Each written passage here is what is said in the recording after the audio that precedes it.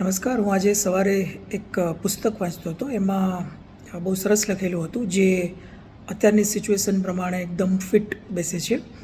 World war 2 વખતે જર્મનીએ Britain આવતા એક ખાંડના જહાજ ઉપર બોમ્બમારો કરી એને ડૂબાડી દીધો અને બ્રિટિશ રેડિયો પર જાહેરાત થઈ કે દેશમાં ખાંડની અછત છે, માટે માપમાં તમને દરેકને મળશે.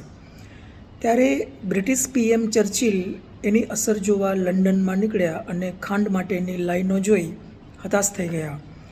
પણ એમણે લાઈનમાં જઈ 2-4 જણને પૂછ્યું તો ખબર પડી કે જેમની પાસે વધુ ખાંડ પડી હતી એ લોકો પાછી આપવા લાઈનમાં ઊભા હતા.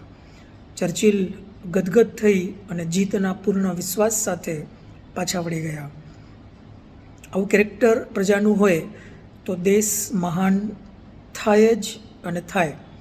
પણ આપણે કારમાં 2000નું પેટ્રોલ પડ્યું હોય, તાત્કાલિક ક્યાંય જવાનો પ્લાન ન હોય, રોજ દૂર દૂર નોકરીએ જતા લોકોને ફક્ત 200-500ના પેટ્રોલની વધુ જરૂરિયાત હોય, તો એ 2 કલાકની લાઇનમાં 200નું પેટ્રોલ બાળી બીજા 1500નું પેટ્રોલ ભરાવી આવીએ ત્યારે પૌત્ર જન્મ જેવો જશ્ન આપણે મનાવીએ. Think about it.